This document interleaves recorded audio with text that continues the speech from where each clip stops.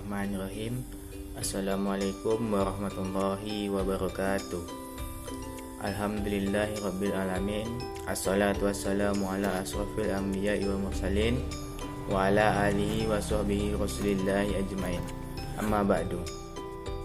Baiklah, kami dari kelompok 11 akan menjelaskan tentang makalah kami yang berjudul Terjemahan Al-Quran. Yang pertama sekali yaitu akan dijelaskan oleh Indriani Nabila. Kepadanya kami persilahkan. Assalamualaikum warahmatullahi wabarakatuh. Saya Indriani Nabila akan menjelaskan tentang awal mula penerjemahan ayat Al-Quran. Terjadinya penerjemahan ayat-ayat Al-Quran sebenarnya pernah terjadi di masa Nabi Muhammad SAW, yang dimana pada masa itu beliau telah mengirimkan surat kepada Heraklius dari Bizantum, yang di dalam surat tersebut berisi sebagai berikut. Dengan nama Allah yang Maha Pengasih lagi Maha Penyayang, surat ini dikirimkan kepada Muhammad ke Heraklius, Kaisar Romawi. Rahmat bagi mereka yang mengikuti petunjuk. Saya mengajak engkau masuk Islam. Jika engkau melakukan hal itu, engkau akan selamat dan aman. Jika engkau masuk Islam, Tuhan akan memberikanmu pahala ganda. Dan jika engkau berpaling darinya, maka beban dosa manusia akan menimpa pundakmu.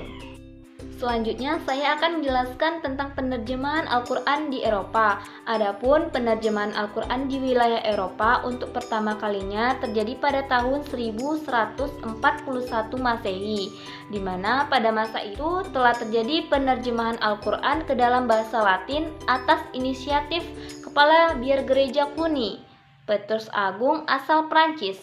Dan dari adanya penerjemahan ke bahasa Latin itulah, maka kemudian Al-Quran diterjemahkan ke dalam beberapa bahasa Eropa. Pada masa akhir abad ke-19 dan abad 20 Masehi, penerjemahan Al-Quran ke dalam bahasa Eropa lainnya semakin mengalami perkembangan secara signifikan. Bahkan terjemahan Al-Quran ke dalam bahasa Tiongkok pun untuk pertama kalinya terjadi pada tahun 1927 oleh Li Tinchin, dan beliau bukanlah seorang muslim. Terjadi penerjemahan Al-Quran di Eropa semakin mengalami perubahan secara signifikan seiring dengan ditemukannya mesin cetak oleh Johannes Gutenberg di Mainz, Jerman. Kondisi demikian tentu saja berbeda dengan apa yang telah dilakukan oleh umat Islam di kala itu, yang hanya mengandalkan penggandaan Al-Quran secara manual atau tulis tangan. Dan di masa 70-an, pernah beredar Al-Quran terjemahan yang bernama Al-Quranul Karim, bacaan muka yang dihasilkan oleh seorang sastrawan yang bernama H.B. Yasin. Namun, karena banyak ditemukannya kekeliruan dalam menerjemahkannya, maka Al-Quran tersebut akhirnya ditarik dari peredarannya. Sekian dari saya dan akan dilanjutkan oleh rekan saya Rizal Muhaimi. Terima kasih kepada Indriani Nabila. Selanjutnya materi yang akan disampaikan oleh Rizal Muhaimi. Kepadanya kami persilahkan. Assalamualaikum warahmatullahi wabarakatuh. Baiklah, saya Rizal Muhaimi akan melanjutkan materi kami, yaitu tentang pengertian, macam, dan syarat penerjemahan Al-Quran. Yang pertama, pengertian terjemahan Al-Quran. Terjemahan Al-Quran artinya memindahkan Al-Quran pada bahasa lain yang bukan bahasa Arab dan mencetak terjemahan ini ke dalam beberapa naskah agar dapat dibaca orang yang tidak mengerti bahasa Arab, sehingga ia bisa memahami maksud kitab Allah Subhanahu wa taala dengan perantara terjemahan ini. Yang kedua, macam-macam terjemahan Al-Quran. Menurut Mana Khalil Al-Qattan, terjemahan dapat dibedakan menjadi dua, yaitu terjemahan harfiah dan terjemahan tafsiriyah. Terjemahan harfiah yaitu mengalihkan lafaz-lafaz dari suatu bahasa ke bahasa lain sedemikian rupa sehingga susunan dan tata tertib bahasa kedua sesuai dengan susunan dan tertib bahasa pertama. Sedangkan tafsiriyah atau terjemahan maknawiyah yaitu menjelaskan makna pembicaraan dengan bahasa lain tanpa terikat dengan tertib kata-kata bahasa asal atau memperhatikan susunan kalimatnya. A. Hukum terjemahan harfiah. Al-Quran adalah kalamullah yang diturunkan kepada Rasulnya, merupakan mukjizat dengan lafaz dan maknanya, serta membacanya dipandang sebagai suatu ibadah. Di samping itu, tidak seorang manusia pun berpendapat kalimat-kalimat itu jika diterjemahkan dinamakan pula kalamullah. B. Terjemahan maknawiyah. Al-Quran Al-Karim. Demikian juga kalam Arab yang mempunyai makna-makna asli atau pokok utama dan makna-makna sanawi atau sekunder.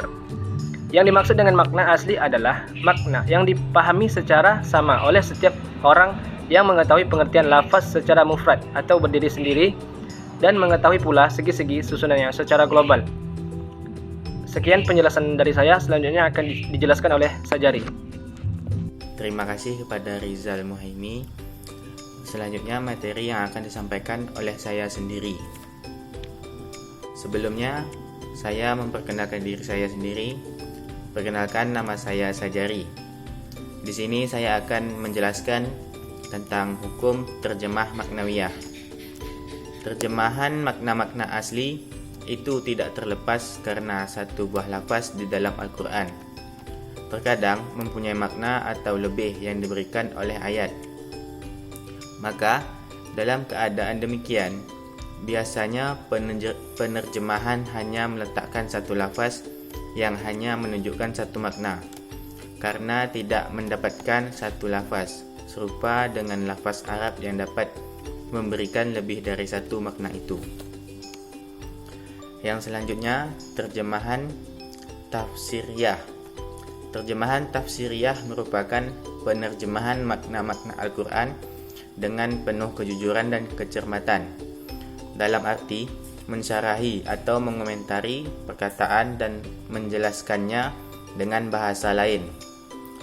Usaha seperti ini tidak ada halangan karena Allah mengutus Muhammad untuk menyampaikan risalah Islam kepada seluruh umat manusia dengan segala bangsa dan ras yang berbeda-beda. Yang selanjutnya, syarat-syarat terjemahan Al-Quran. Yang pertama yaitu mutarjim Al-Quran. Pada dasarnya harus memenuhi prasyarat yang dikenakan pada mufasir seperti memiliki i'tikad baik, niat yang tulus, husnul niyah, menguasai ilmu-ilmu yang diperlukan semisal ilmu kalam, fikih, usul fikih, ilmu akhlak dan lain-lain. Yang kedua, mutarjim Al-Quran harus memiliki akidah Islamiyah yang kuat dan lurus, sahihat al-i'tiqad. Sebab orang yang tidak memiliki akidah Islamiyah yang sehat, pada dasarnya tidak dibolehkan untuk menerjemahkan dan menafsirkan Al-Quran, karena tidak sejalan dengan tujuan utama dari penurunan itu sendiri, yakni sebagai buku petunjuk.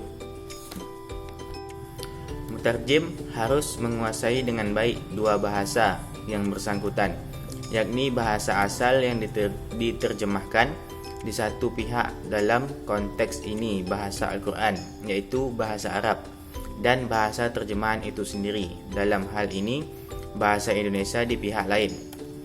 Apabila menguasai salah satunya saja, maka tidaklah mungkin dapat melahirkan terjemahan Al-Quran dan lain-lainnya yang benar-benar handal. Baiklah, sekian yang dapat kami sampaikan. Lebih dan kurangnya kami mohon maaf. Billahi wal taufiq wal hidayah. Wassalamualaikum warahmatullahi wabarakatuh.